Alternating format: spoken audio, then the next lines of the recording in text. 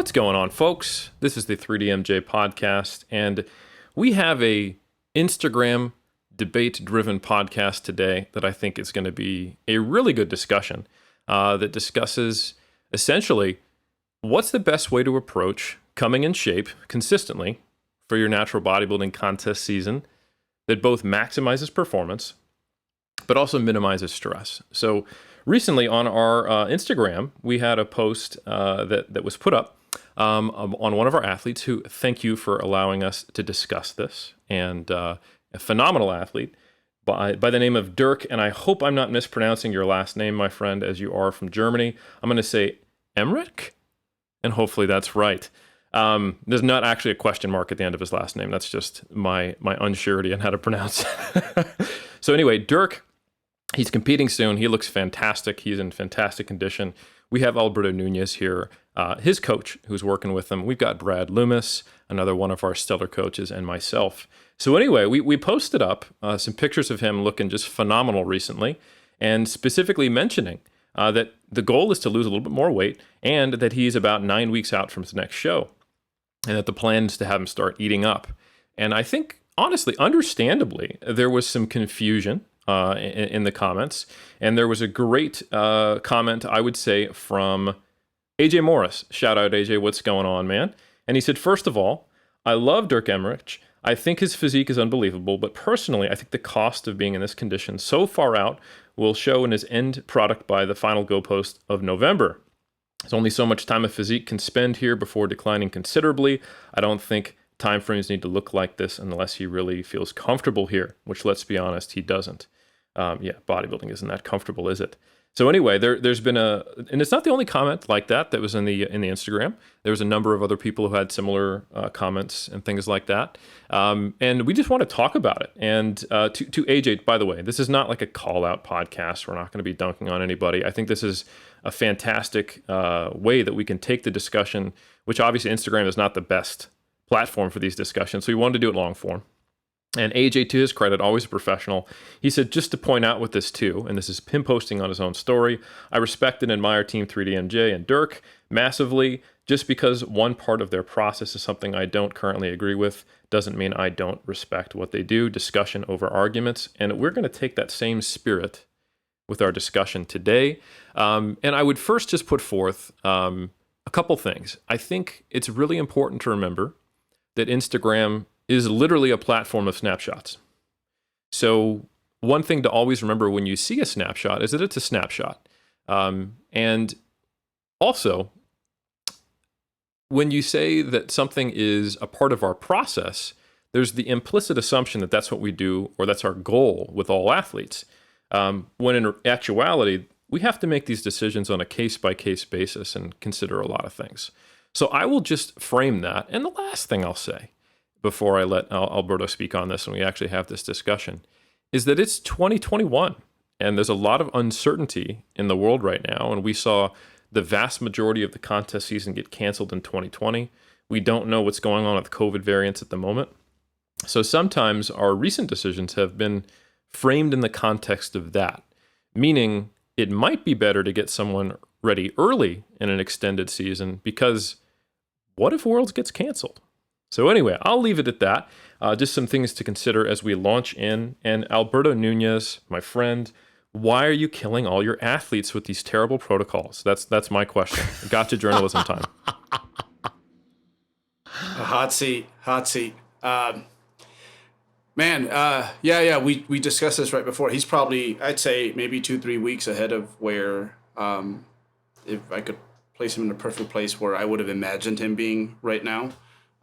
Which is still like light years ahead, I think, of like where most folks are at this point in their prep. And that was a big influence there. It was just like, hey, we're going to remain optimistic. All the shows are going to happen, but at the same time, you don't know. So, I'd rather have him looking, an extra 3-4% sharp for his earlier shows than maybe he would have had we maybe relied a little bit more on a peak week. Mm-hmm. So, but let's go further than that. The story with Dirk, he's a rookie, which is crazy, right? Yeah. But he's someone that came to me in 2016 with aspirations to compete.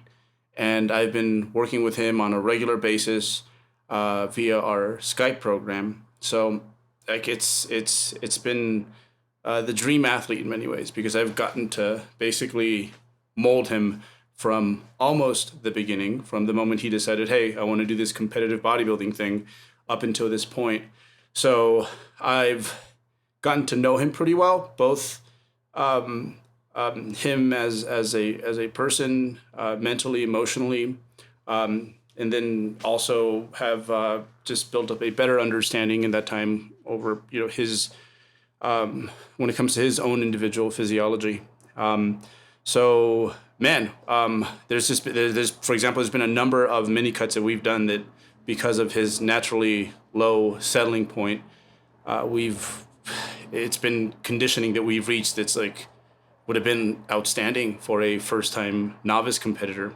And that's just where his body tends to like chilling. Like anytime we're approaching 11-12% body fat, a true 11-12% body fat, it's getting harder to eat all the food that we need to eat.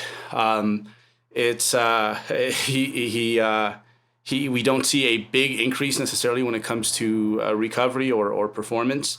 So yeah, I've gotten to see him dive into decently low levels of body fat prior to this. Seen him develop and sharpen his habits over the years to the point where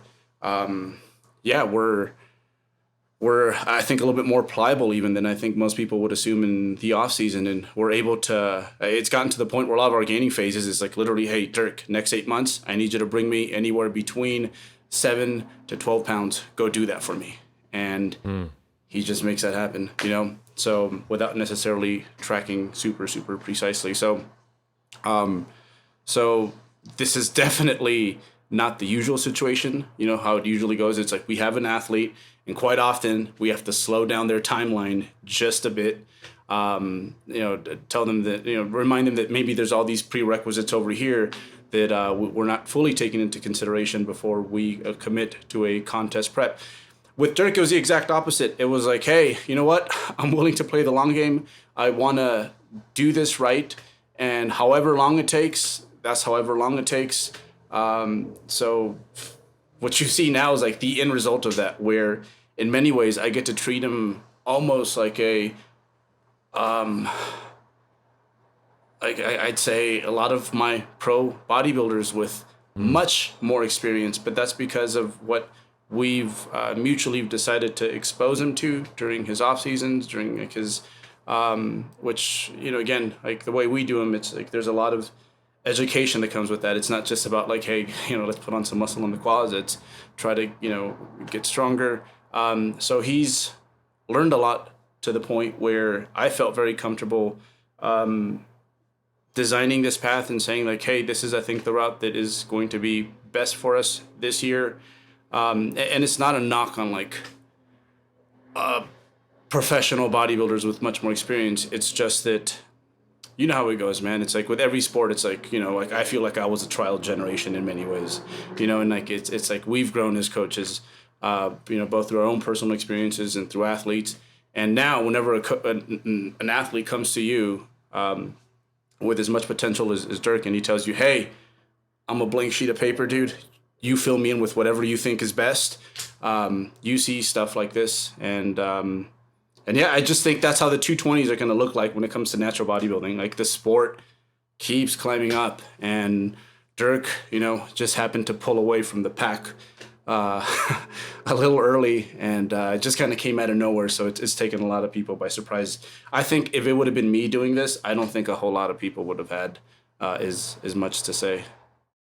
Yeah, I think that's true. And I think sometimes people, understandably, they look to put concepts in boxes, and we've talked about, hey, we typically get someone as lean as they are ready to be.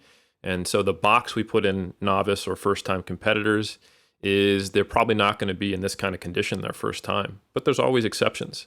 And that's more so for psychological rather than physiological reasons, which of course those are paired up. And we've talked many times in our podcast, which is funny, we kind of get it from both ends. We talk about how we'll have competitors who might want to push to really extreme levels, and we have very open and honest conversations. A word I want to highlight from what you said, Berto, was mutual, which I'm going to come back to. We have open and honest conversations with these competitors who they are really struggling to get into the kind of condition that they know will put them in their most competitive spot. But our conversation with them is, hey, I want you to enjoy actually competing. I want you to not peace out from the sport for 5 years. It seems like, and in your reports, you're telling me you're really struggling. What do you think about focusing this first time we get on stage on just nailing the peak, looking at where you're at, getting you as healthy as possible through this process, and then having something to improve upon our next season in a couple years? And when they say yes, it's a breath of fresh air, because we see what happens when we're pushing our competitors to get really, really lean. And when they're cracking and they're struggling to do that, we know that even if they hold it together during the contest prep season, they're going to have hell to pay afterwards. So there's been many times where we've essentially mutually decided with a competitor, let's not push our conditioning further, even though we might be able to on paper, because it's the best thing for them.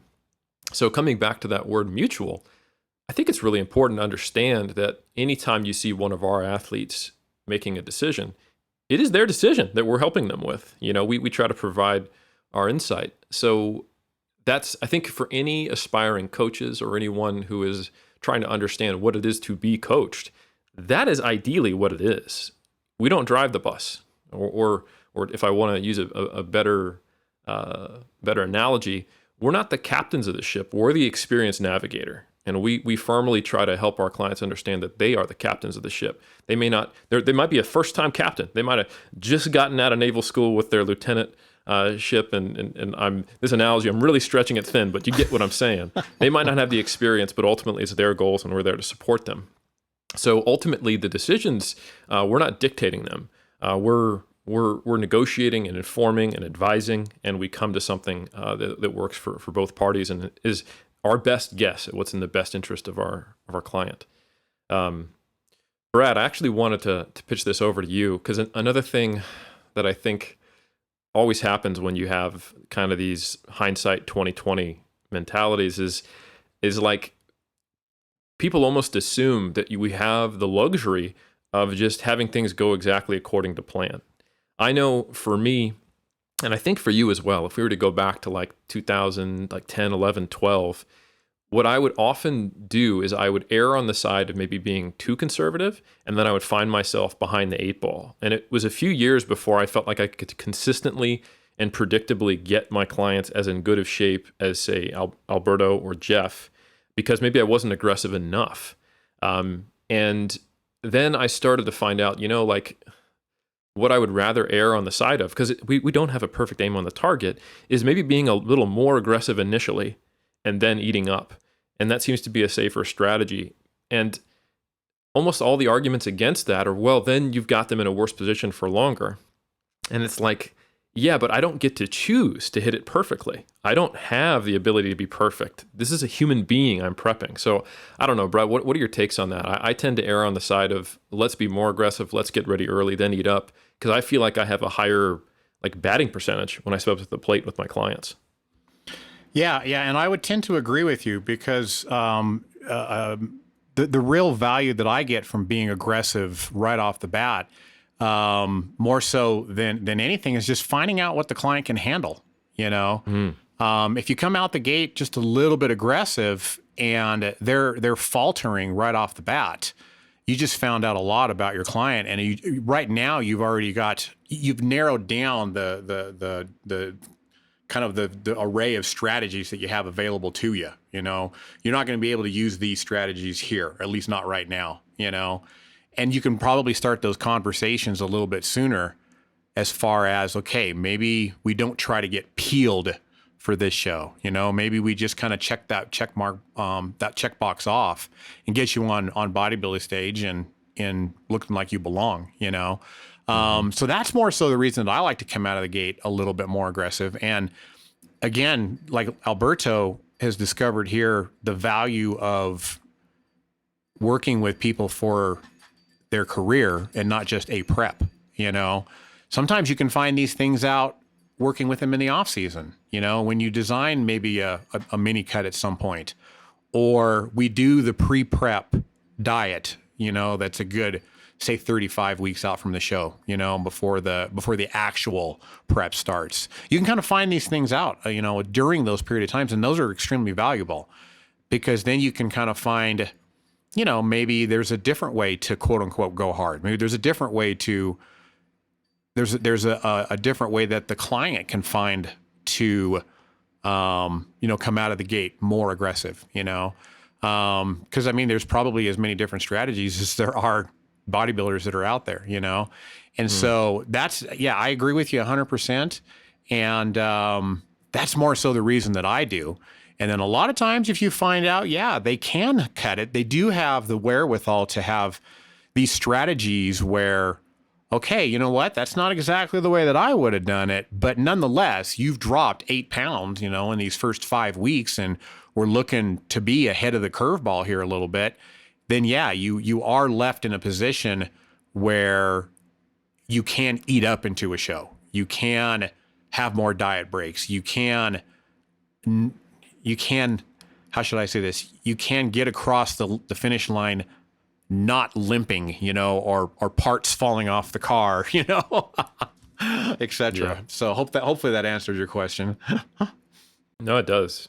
And in my mind, I kind of look at this as you're never in a position in natural bodybuilding, or honestly bodybuilding in general, although I have less experience on the other side of it, where you aren't robbing Peter to pay Paul.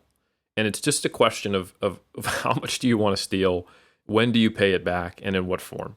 How many IOUs do you want to write during prep, And something that I've seen is that there is a debate between, should we diet for longer and not as hard, or should we diet harder and but not as long? And I'll be honest, I don't necessarily think that either one is better than the other. I think ultimately there are some practical considerations that if you diet hard and short, you're probably going to lose more lean mass in that phase. And then, well, how do you fix that? Well, you probably need to eat up. But if you give yourself a short amount of time to diet hard, that's less predictable. If you have less time, there's less time to course correct. So what I often see happen in people who do the shorter but harder approach, if they don't eat up, they just don't really look that good. They don't have much time to get their body ready to handle a higher carb intake. And that's not bro science. Like, we actually have data on the body's ability to store and do the process which converts carbohydrate to glycogen. In addition to the anecdotal bro science we have of seeming like, oh man, when I just dieted someone, got them super flat, and then fed them up, they just don't look right. Mm-hmm. So I think it's okay to diet someone hard and eat them up, but you do have to have that eating up phase. But it's hard to time that right with a smaller target, a shorter time window. So ultimately, theoretically, really, I don't think there's much of a difference between the two, but it both require eating up. So if you want to eat up, you have to be ready early. How early is too early? Well, here's an interesting thing, because this isn't just like a Team 3DMJ quote unquote method. Some of the people that I respect the most when it comes to peaking people and getting them consistently in good condition on stage who are not Team 3DMJ would be Cliff Wilson and Dr. Joe.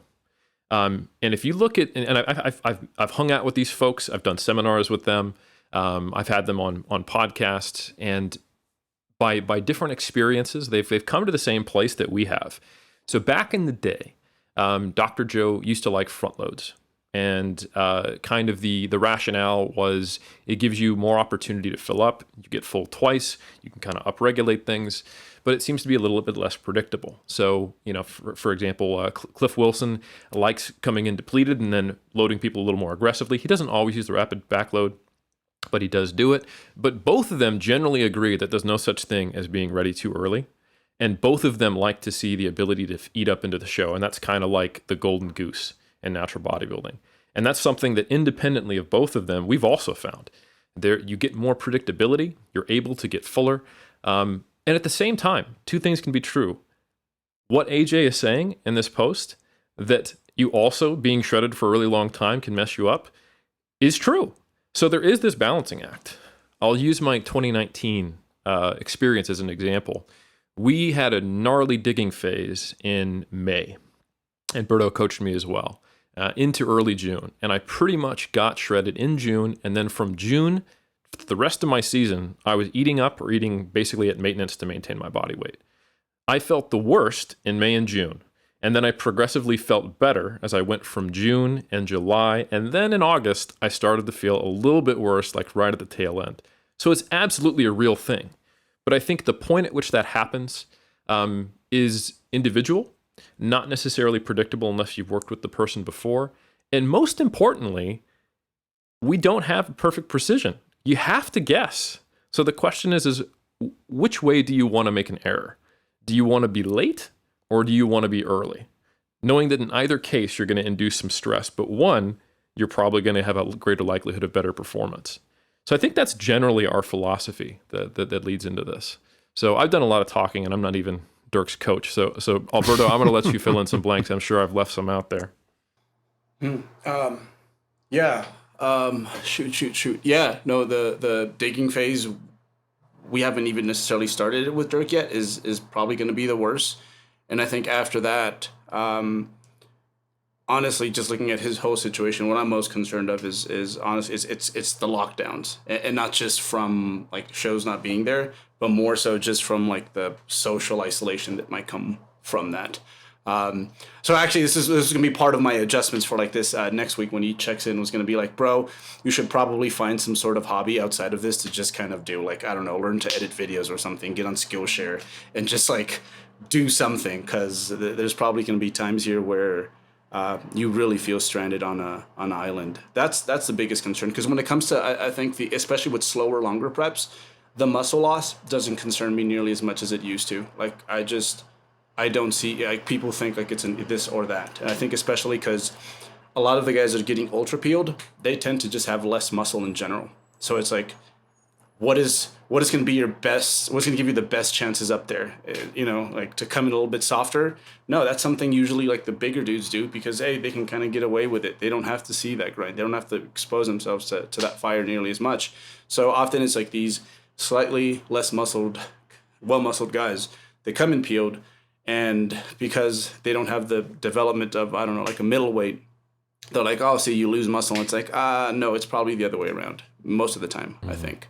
But through the athletes I've coached the last 5 years in regards to muscle loss, I think, again, I'm totally okay with changing my mind about things. But like, I think the refeeds help immensely. I think really fine tuning things on the training side, like this is the most efficient we've felt with our training. Like I'd say like this whole year, like really getting those two things in order, how much of a deficit you can expose them to, and making sure that the training is as on point as possible, and making the right adjustments, which doesn't always mean cutting volume as you go. I found muscle loss to be less of an issue. And if you do lose anything, like it's usually just a light dusting, and usually as you eat up, like that's the first thing to come back, because those are all adaptations you've made before. It's kind of like the muscle memory thing, but taking place in the middle of a contest prep. So that's probably one argument that I will hear with being ready a bit too early, that I understand. The whole like, hey, what about like the physique kind of slowly, taking a turn downwards towards the end. I understand that, but I feel like we've gotten better as coaches when it comes to that. I think in your case, like, August, I think it was August where we started to see it kind of, that was for a number of other reasons. Like you signed up for a show that you were no longer really excited for at that point.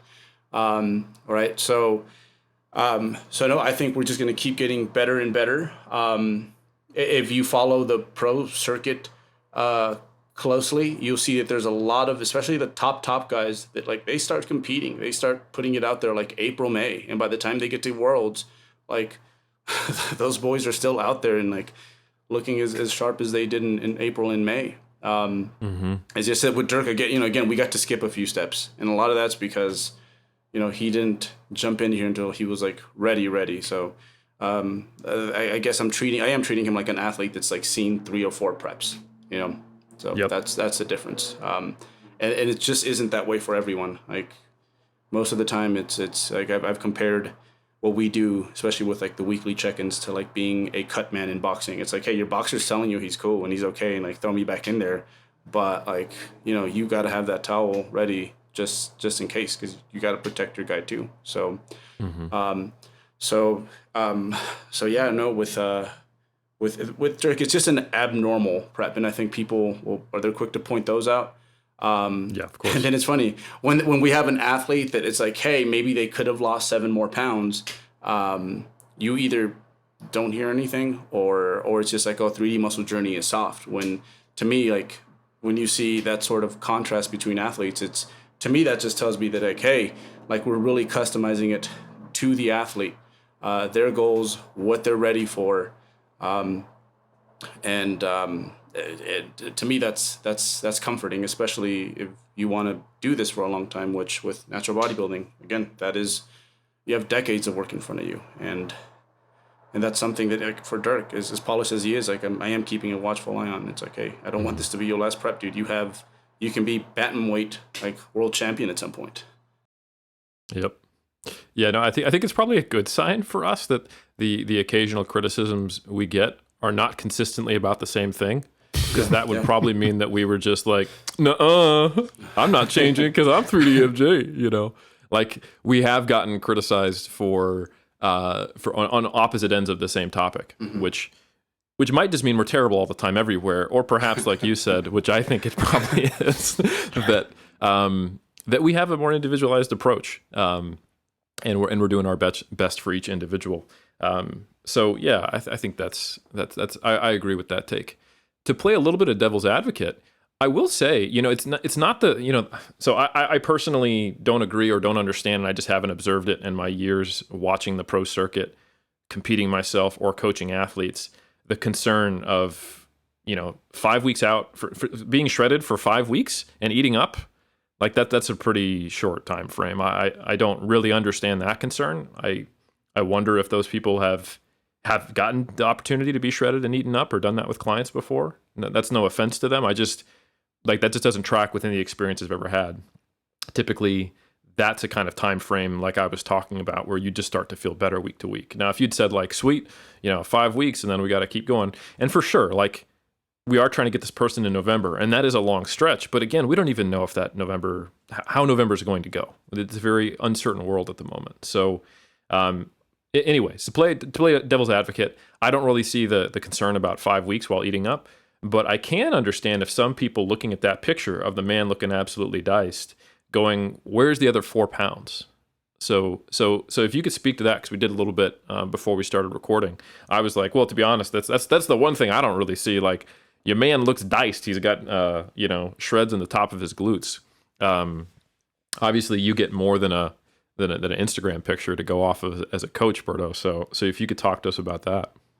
Yeah, he's still, quads are in, lower back could be a bit sharper, and even the dry areas, you know how it goes. It's like you think they're done, but they're not done.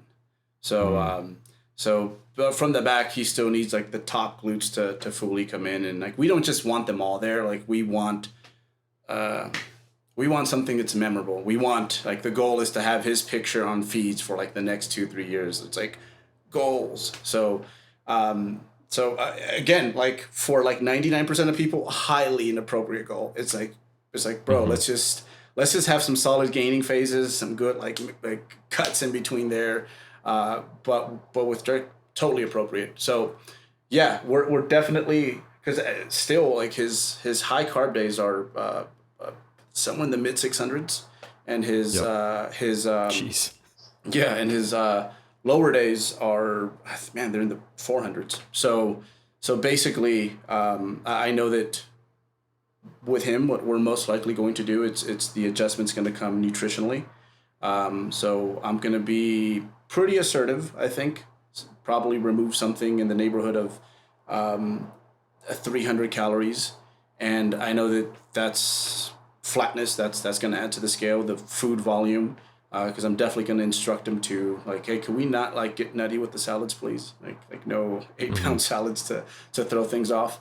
I think we'll definitely see a good chunk of body weight come down. But yeah, we'll lose 4 pounds or so, and then immediately, like once because I know this dude really well. Like I kind of know where his maintenance is at. Like just I'll be able to hit that with the first toss for the most part, and right away it's like we'll regain like 2 to 3 pounds. So it's like we technically lost 1 pound. So when you hear how much he has to lose, it's like, well, yeah, like we're gonna lose a pound of body fat, but there's all these other things that are obviously going to come off with it momentarily. So but yeah, to me it's with his prep it's been a good sign because we've lost, I think it's been about 6 pounds in 10 weeks.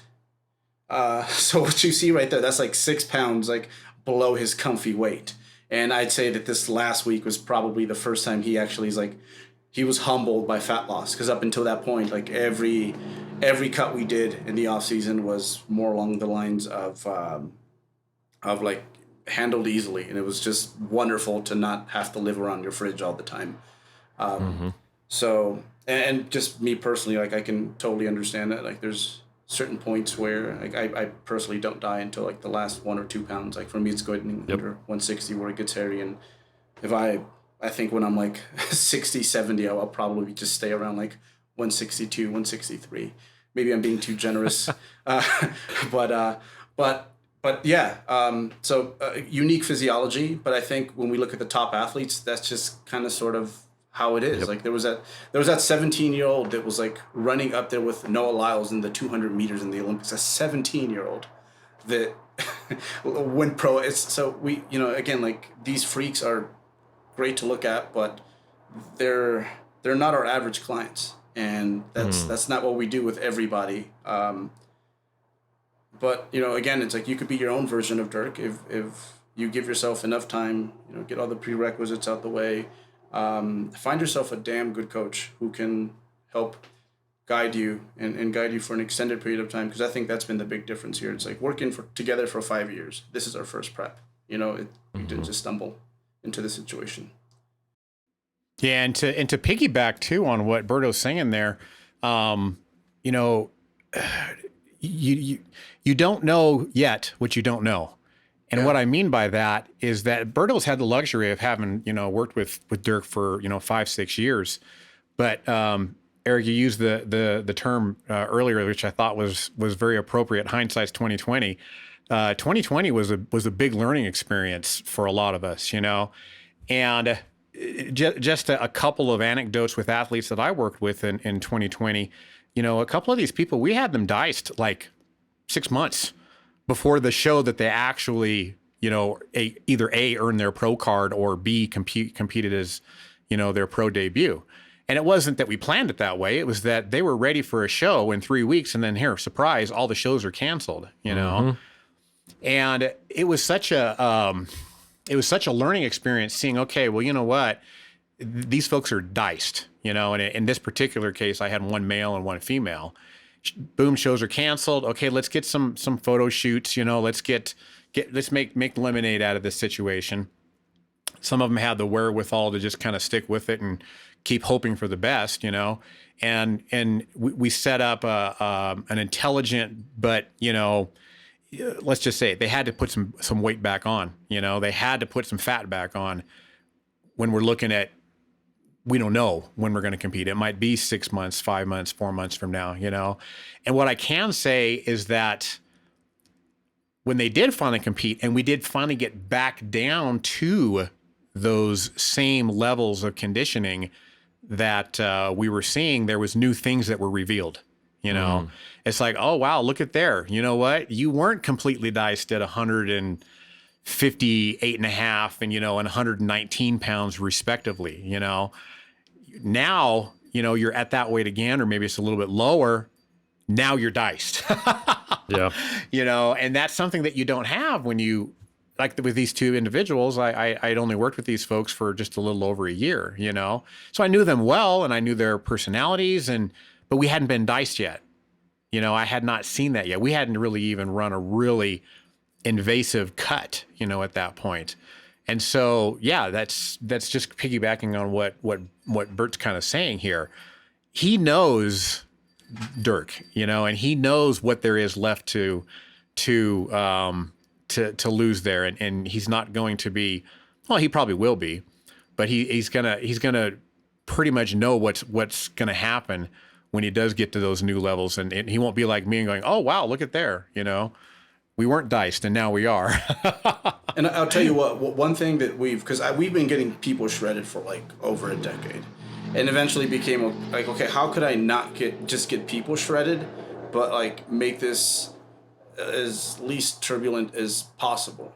And I think initially where I got there from just trying to be a more humane coach. Like, let me just be better to these athletes, and not necessarily looking at like that specific prep's bottom line. But what ended up happening is when I focused more so on that, like how can I stress just this person, this system, as least as possible as a whole, like we were just getting better results. So I think sometimes that's something that it's like it's an either or for most folks. It's like you're either going to like cradle these people to sleep, or you're just going to be that hardcore coach that expects big things from his athletes. And honestly, you need a little bit of both. And not to toot our own horn, but I think we're really good at that. At basically, like, I mean, Eric, how many adjustments that we need for you last prep? It wasn't a whole lot. It was a lot of, because of the time we had, it was just like we could make an adjustment. The numbers all panned out. They all made sense. And we could have 2 weeks after an adjustment where it didn't seem like it was doing a whole lot. And then like, boom, there it goes. So I think having a general model that's just a little bit more patient and looking to only, because every adjustment, man, it's a deal with the devil, right? It's like you have these positive effects that are going to come from it, but you also take on these other things. So to me, it's like, I think you've made it as a coach where like you can get someone peeled in like anywhere between like 2 to 4 adjustments over the course of a contest prep, which is not the usual. Really quick favor, guys. If you enjoy these shows and have been a listener for quite some time, we would really, really, really appreciate it if you could take the time to give us a review on iTunes, Stitcher, or whatever your preferred podcast app may be. Having lots of ratings and audience feedback makes our show become more visible across multiple platforms, and it supports our mission of helping as many people as we can to be the best athletes, coaches, and lifting enthusiasts that they could possibly be. So if you're not driving and wouldn't be dangerous, pause this thing right now and give us an honest review over on your podcast app, and we would love you even more than we already do. Thanks for taking the time, and we hope you enjoy the show. I was reflecting, we've talked a little bit about some of the elite athletes and kind of the uniqueness. I was thinking about this, like, notoriously top tier, changed the game, shredded competitor, Brian Whitaker, 2015. Also notorious for not putting a whole lot of pictures going into his competition. There are a select few of us who have seen some of his lead up shots from 4, 5, 6 weeks out. And Yeah. oh man. And like that notorious gym bathroom posing video, I think that was a month or so before Worlds. If that had gone out and then Brian had stated, here's the amount I intend to lose from here until Worlds, people would have also lost their shit, because they, like, I think numbers mess people up, right? Like the difference between really crazy shredded and what just happened to my standard for what crazy shredded is, it is now forever changed. Thank you, Brian Whitaker, is actually a few pounds. Because there's water, there's non-fat tissue, there's actual body fat, of course, and then there's the process of eating up, and the difference between the narrative being, oh, he over dieted and didn't do well, or oh my God, he changed natural bodybuilding forever, actually comes down to, did he peak well on the week, So yeah, I was also kind of surprised and had to just start ignoring some of the changes in my scale weight in July, Berto, like when I went from like freaky to really freaky, and I think I got under 180, and I was just like, all right, whatever. Like, it doesn't matter. I look incredible, and I don't, the math doesn't add up. So it is what it is. And it wasn't necessarily like, you know what, Eric, we need to lose X amount of pounds, but I think you probably have that in your head, but I think you also know when to say that to a client and when not to. Because I know for me, if you'd said, hey, we need to get down another 5 pounds, I probably would have given you pushback, or my analytical brain would have popped in. So yeah, I think that's something that is worth considering as well, is that, probably no one would question now, seeing Brian Whitaker, if he came back and he looked at dice and then he said, hey, I've got to lose another 4 pounds, they'd be like, well, clearly he knows what he's talking about. That's Brian Whitaker. So I think sometimes we don't necessarily hold the same standard across individuals, which there's nothing wrong with that. But I just think we need to be aware that oftentimes we're making assumptions based off of incomplete information. And in addition to that, just how much of the narrative gets backfilled in based upon what they actually show up on stage versus what might have actually happened. So anyway, just some small observations on my part there. Yeah, we went from like glutes to like you had veins in your glutes, man. Like that's just what you need now, Yeah. And again, it's like the sport is like always morphing. Like I look at old sports videos from like the sports I grew up with in the 90s, and I'm like, oh shoot, like these high school kids are moving like that now. Like what happened? And our sport is no different. It's much younger than a lot of these other sports. So I think like every 10 years, like I've completely gotten myself ready with the fact that at some point I'm not going to be able, I'm not going to be that old man that's going to be able to say like, I could have done this back in my day. It's like, oh, hell no, bro. You were, you're born a few decades too late. So yeah, I mean, I think,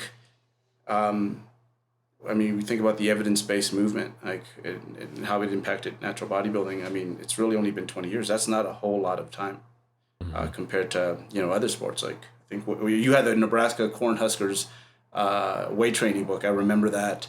And they were revolutionary because I think they were lifting weights like in the 70s or something like that. Mm-hmm. Like, could you imagine football without lifting weights, right? Like, insane, right? So same thing with our sports. Like, there's going to be these individuals every once in a while that come up that just like distance themselves from the pack. And shoot, I know that, yeah, like at some point when I'm 60, 70, I'm just going to have to sit there and enjoy it and be like, damn, I can't hang with these kids. And they're literally kids. They're like 21, 22. And, they look better than some of the world champions from like our generations. And that's just the nature of the beast, man. Absolutely. So hopefully at this point, people are starting to understand some more of the rationale and what goes into it. What might be useful now is to actually talk about some of the realities of the way the contest season, when there's not even a global pandemic, is laid out, that requires you to actually think about this stuff, And the reality is that in the United States, there's a lot of shows, but there's not necessarily a lot of shows that are likely to have a sufficient number of athletes in them to get your pro card and to then be able to go to Worlds. And we also have to deal with the time to compete once you turn pro to keep your pro card. So sometimes the timelines that we are forced into are region specific, federation specific, and influenced by how far the person will, and can afford to travel, and whether or not we think a show is likely to have a sufficient number of competitors. So yeah, sometimes like what if the only legit option to turn pro is April, and then the only legit option to compete as a pro is November? You don't get to have the ideal timeline. So you have to backwards calculate that. So Brad, Berto, I would love to hear, there's two things here. On paper, what would be the ideal way to set this up? And then what is the reality based upon the schedule and the nature of competing and turning pro or competing at world championships? The ideal, boy, that's a really hard question. I don't know if I've ever even had the ideal. Berto, how about you? Have you ever had the ideal, do you feel like? I know what I like, but it doesn't always work out that way. Yeah, I would like ideally 16 to 20 weeks of fat loss. And then, we can probably sneak in shows somewhere in between the 16 and 20.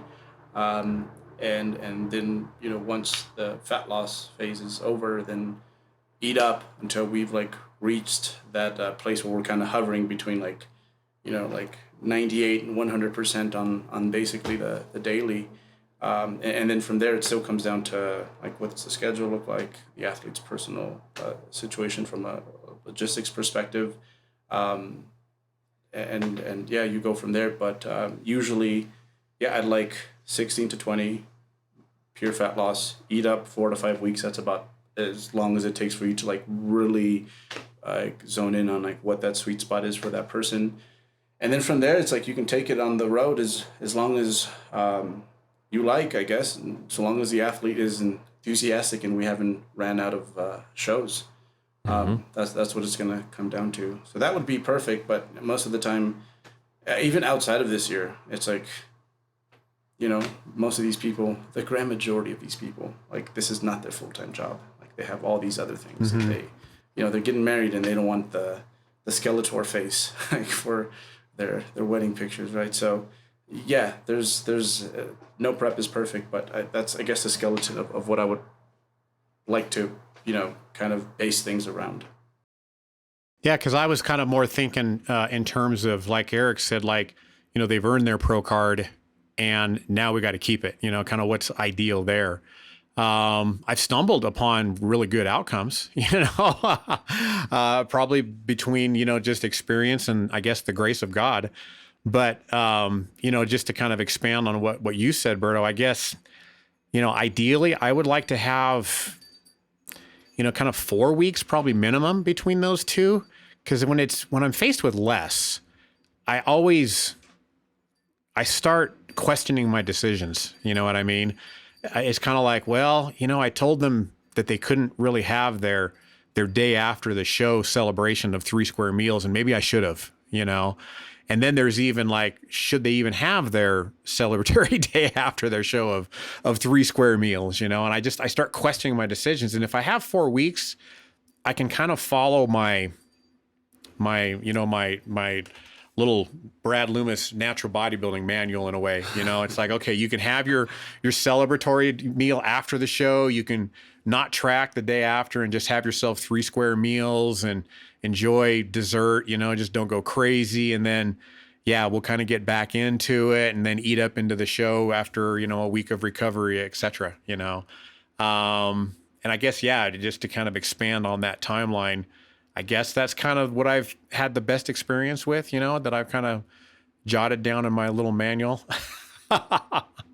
But as far as getting to what you pointed out, Berto, I for the most part agree. I like 20 or more though. You know, I when I start getting in the teens, I start getting nervous.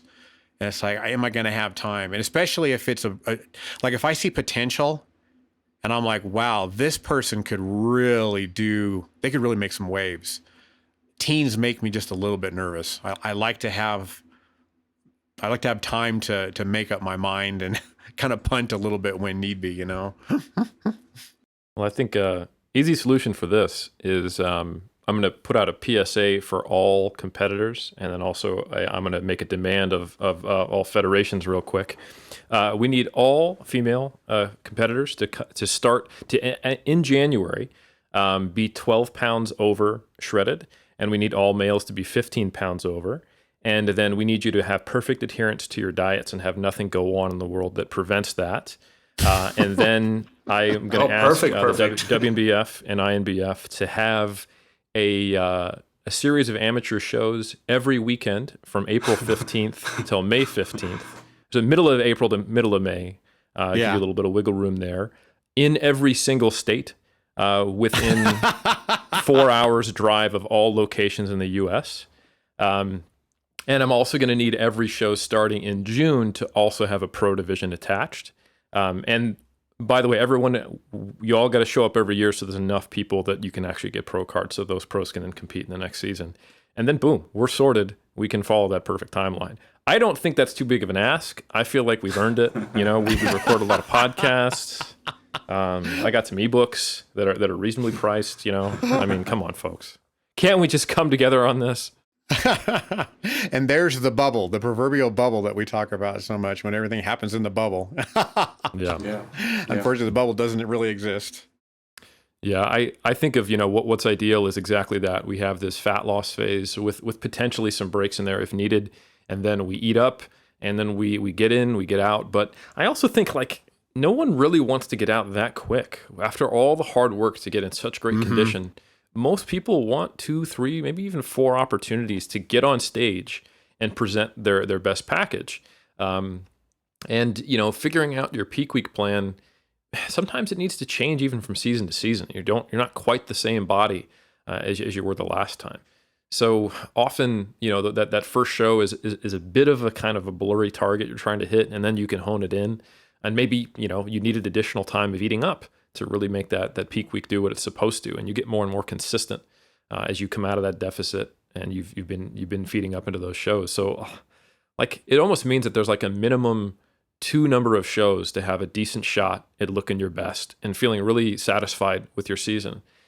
And yeah, I mean, most of the times I run into the mental battle of, do I want to do more shows, but they're not around in my area? But do I want to stay dieted? And it's this back and forth. And I'm so far from being alone on that. That's a conversation I've had with a ton of my athletes.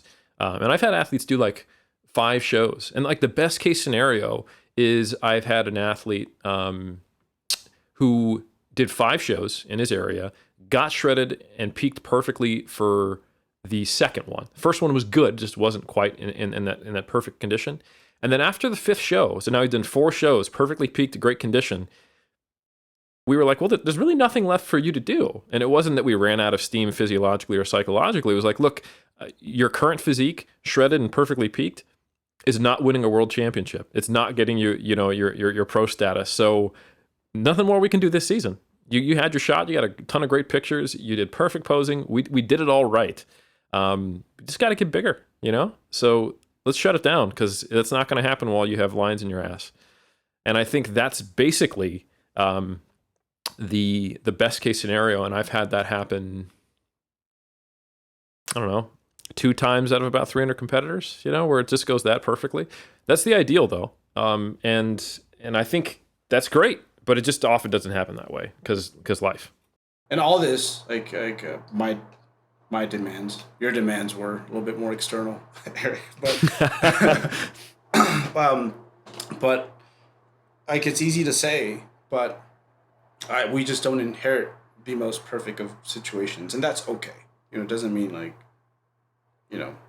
don't even come holler at us because we're just going to reject you. We might give you some suggestions when it comes to your timeline, but man, all this and it's been kind of, when it was just bodybuilding, I can see how people respected that task a little bit more when it was just those divisions, but now I think it looks a little bit easier on paper than it is. I think when men's physique first came out, it was literally hey, get that summer body, do a few competitions. That was the selling point for a lot of people. So yeah, we have a lot of people who want to compete, but they don't understand there's all these things that go before that. For me personally, it was, it was, what was it? It was 6-7 years before I decided to pull the trigger on that one. I know for you it was a little bit earlier, Eric, but you took more of a direct route. I was more casually lifting, doing a lot more dumber things prior to that. I took more of a delusional route. That's okay. But you at least counted your calories, right? That's true. But yeah, there's just so much on the front end that I think people forget about. That to be honest, that is, even if you decide to not compete, that is an important core to have, because that's what's gonna keep you lifting. Which I think, if you're doing it, you should do it for the rest of your life. I am that pro lifting, just moving, just exercising in general. But lifting holds it holds it a little bit closer to my heart. But yeah, it's hard to get people on board with everything that comes beforehand. Hey, let's master just lifting weights correctly. Let's fall in love with the athletic portions of this sport / art sort of deal. Let's be okay with weight gain and understand its purpose. Let's learn how to diet down in the most efficient of ways. let's like get those basic fundamentals in order. And then if we do that, you're more likely to be able to, have something take place. It's like your own version of what Dirk is doing. But it's a very hard selling point because sometimes for a lot of people it's gonna be a 3-4 year timeline, and people just don't want to hear that. It's well said. Yeah, I like what you said too, Bert, when you said that we don't always inherit the ideal conditions, and you really emphasize afterward that's okay, because really, to be honest with you, I kind of feel like it's kind of like our job to say, okay, we didn't get inherited the best position, but I know I can help this person achieve more than what they could on their own, and yeah, they're probably not going to be a Dirk, they're probably not going to be an Alberto Nunez or a Jeff Alberts, or an Eric Helms, but I know for 100% in my heart, I can make you better than you could have ever made yourself. And oftentimes that is the most gratifying thing, and so I've kind of gotten on a tangent here, but, I would imagine that probably both you and Dirk are going to probably find things out in this next 9 weeks that you couldn't have scripted on paper, And I might be wrong. And like, that's the open door policy we have with our athletes. It's like, we're not going to get everything right, man. Like, we're going to be wrong. And when we get something wrong, it's like, I'm going to be the first one to tell you, like, I think we goofed up over here, bro. Mm-hmm. So yeah, we definitely, and I am completely okay with like getting my mind blown with like something new, because that's how we got here. That's how we know what we know. It's one more tool. Yeah, it's one more tool in our toolbox. I think I know that I've done it. I've screwed up before and thought, you know what? I need to undo what I did here. And that's kind of why, expanding on why I kind of like more time is if I do screw up, I can fix it, And when I have screwed up, done something that made the person look worse when they were looking better, 3-4 weeks ago, I've got time to undo that. And now I just learned something else that I can use in the future, to fix that screw up, So yeah, that's another good point, just that willingness to know I don't have all the answers here. And I'm not the end all be all of coaches. Absolutely. I think, I hope we've made it clear that if the man starts to atrophy, deteriorate, and lose his mind in a few weeks, then we'll just double down on our Instagram and blame it on the athlete. No, I'm just kidding. That will be a learning point,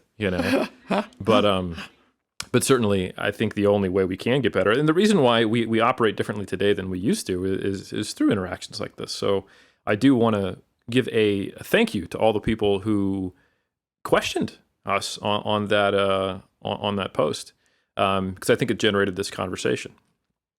Hopefully, this podcast has been useful, help you get more insight into it. Because obviously, there's only so much you can get across an Instagram post, and I personally, I almost hesitate to make comments when I see similar things like this, because I know there's things I'm not seeing. So this might be a useful conversation to help people understand the things that they can't understand from an Instagram post, and just a good reminder, because I know a lot of the people who posted there are competitors, they are coaches themselves, and I'm sure they also understand that a lot of the context is missed when they're posting about these things. But yeah, I think this has been a enlightening discussion. I don't know if there's a whole lot left to cover, but I think it's a really intriguing discussion of how do you set up the timeline in the most efficient way to help someone be at their best for multiple shows. And it is a challenge, because getting into really, really good condition takes its toll, and you don't really want to hang out there any longer than you have to. But I think the realities of the uncertainty in when shows are going to be in the current era of the COVID times, and just the reality of the distribution of shows and wanting to have enough opportunities to qualify for a really good international show, and then also wanting to do that international show, you do have to skirt the edge of what is ideal. You know, you're making an upfront decision to rob Peter, hopefully to get that payoff, and then not too many IOUs to Paul. So I think, yeah, that's the name of the game. Just remember that there is no ideal way, and hindsight is 2020 and 2021, as you said, Brad.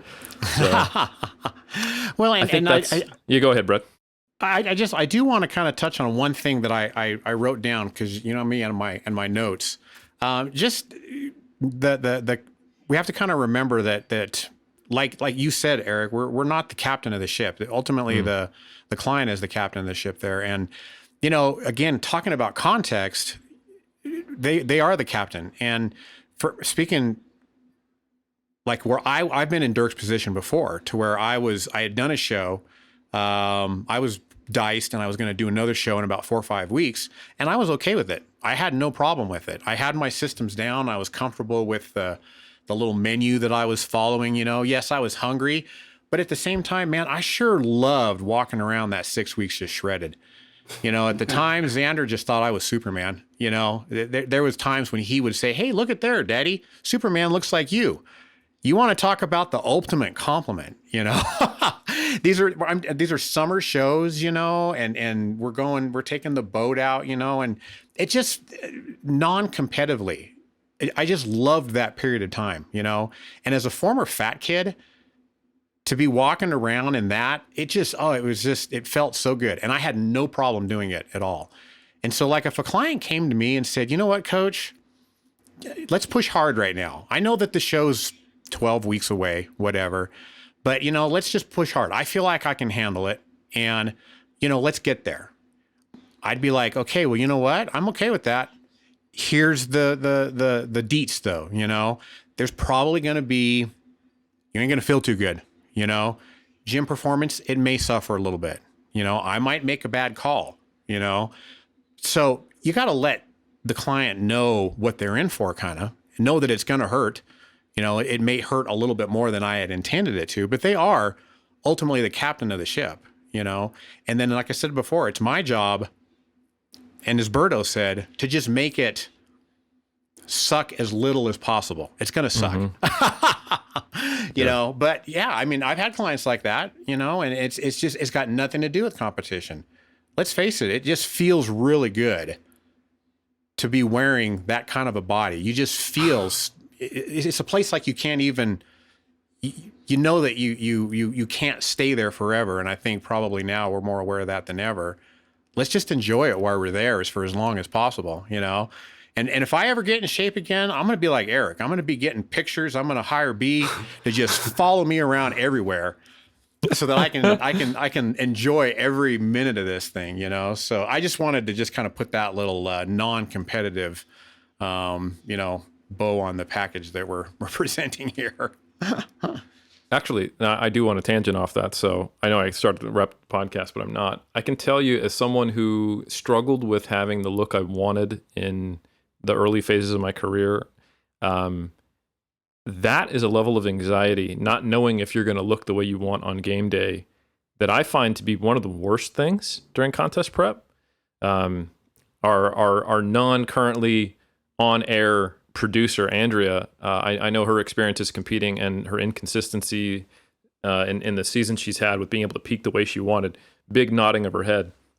Anyone who's experienced this would relate to it, where you just can't quite, like you have an inconsistent look. You're nervous. Maybe you're struggling to keep losing the last few pounds of fat, or it's like a peaking water balance issue, something like that. Regardless of the cause, not having the confidence to know that you're going to look the way you want is probably the most stressful thing that I've experienced in prep.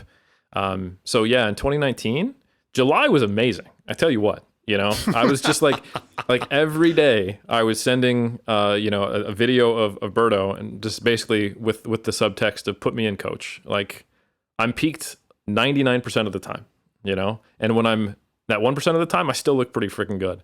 So it was, that was a very that basically killed a lot of the anxiety I had starting that prep, where I was like, I don't know, like, God, I don't know if my peak's not consistent. Am I going to be ready on time? Man, I just knew like there was nothing that could waver the fact that I had done my work, that all the work I'd put in was there. So I think there is something to be said for that as well. That is something that I've really only been able to consistently achieve with people who don't necessarily have that perfect genetics for consistency. Like some people just never look flat. When they get shredded, they get shredded. You know, it's very obvious when subcutaneous fat goes away. You drop their carbs by 200 and, you know, they get a little annoyed, but that's about it. Other people, it's the exact opposite. You know, they come back to you in the next week, check in, and you're like, whoa, what happened to you? Like you look like you fell down like a hill. Like, why are you so puffy?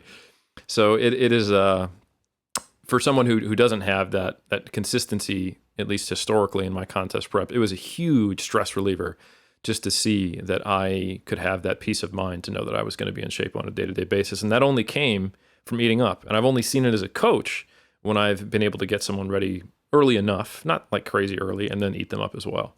So it's just it's a hard tool to implement because getting someone ready is a challenge in of itself. Getting them ready early takes even better planning. But when you can do it, it produces the most consistent stage results I've seen. Yeah, that's a big one, man, because I've been there where, you know, you're like, am I going to make it on time? Am I going to make a fool out of myself? That sort of deal. And to have that removed fairly early, you know, and just know that you're just trying to balance that like last 2%. So much better. And I think honestly, a lot of part of the recovery process comes from all things psychological, right? So athletes who eat up into shows, generally speaking, yes, but also I think because they're eating a lot more, so we've already gotten a head start on that. They recover better. And I think it's obvious from the physical standpoint, but also from the mental standpoint. Whereas, like, you know, the hardest part was kind of waiting as opposed to chasing something that you're not even sure if you're going to get at the end. So yeah. Honestly, just when on the recovery side, he's probably gonna, just my estimation, I think in about 5 weeks he's gonna be just like good old Dirk again, where he's like, I told the server to take my plate early because I couldn't do it no more. So yeah. I think that's useful insight, as we saw some people in the comments who thought it'd be a much longer timeline than that.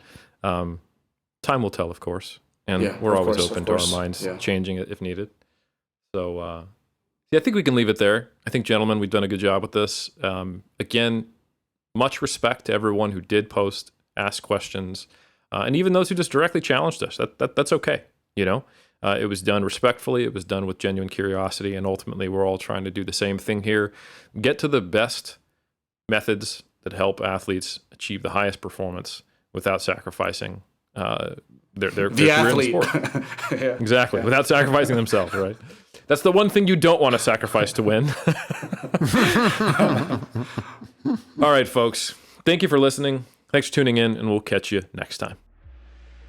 Hey guys, this is Coach Alberto Nunez. Thanks so much for listening to our show today. Thank you so much for hanging out with us. I wanted to take a moment to remind you guys that we have a giant video library of educational materials at 3dmjvault.com. The vault is a place where we have organized our best information, paired it up with some of our favorite resources, and shared with all of you guys in one online database. We have courses on contest prep, hypertrophy, posing, fat loss, postseason recovery, and a whole lot more. Most of it is free. Some of it is for purchase to help support this podcast, and we continue adding pieces of updated content to it every couple of months that members always have unlimited access to. Once again, that's 3dmjvault.com, and we really hope you like it.